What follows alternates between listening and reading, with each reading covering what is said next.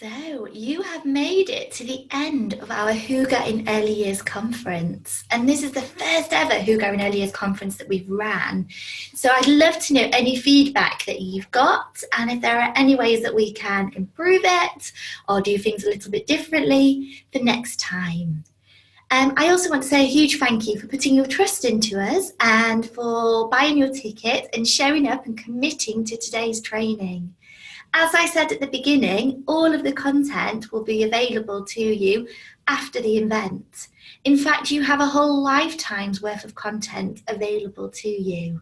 So you can watch it back in a few weeks' time with your team, or you can share it with a colleague that you've been working with in a few months' time. It's always going to be there. So it's yours. You get to watch it back as many times as you like. It's not going to disappear. So thank you again, and hopefully through today's conference you've been able to just dip your toes into Hygge, and you can now use a lot of the things that you've learned or reflected on to help support your early years practice and well-being.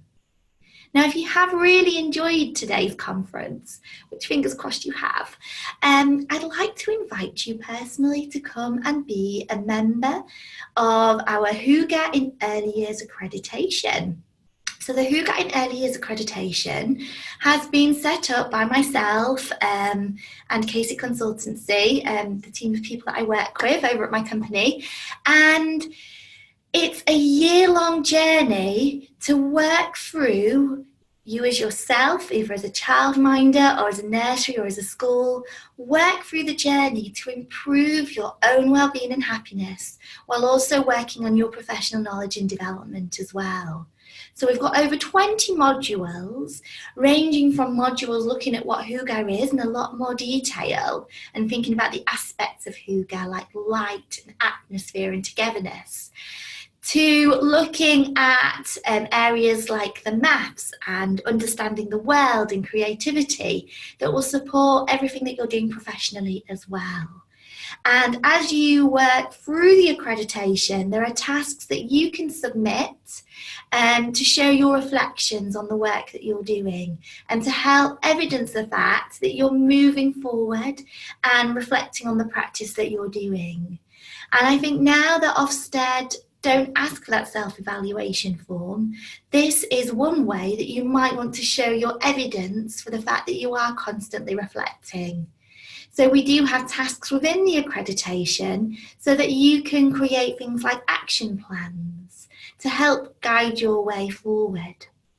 So yeah, we don't do our job, do we, for Ofsted? We do it for the children. But in England, that's our way of being accountable for the work that we're doing. If you're watching this and you're based in Canada or America, which I know there will be people, again, it's another great way that you can reflect on the practice that you're doing and showing how you're thinking about how you put the children first. So I would love for you to join me, and if you can join me, then I'd like to give you a 55% discount, which is the lowest price that we're ever going to have now on our accreditation. It's not quite as low as we had in January when the accreditation opened, but it is the lowest price that we will have now moving forward. So if you'd like to join us, please just use the discount code, which I've attached into the text box at the end of here. Follow the link and get yourself signed up.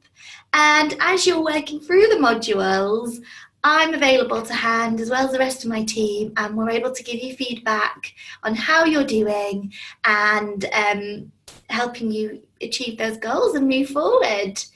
Okay, so if you have any questions, please don't hesitate to get in touch. You know, I'm always here. Okay, well, thank you so much again, and I look forward to working with you again soon. Bye.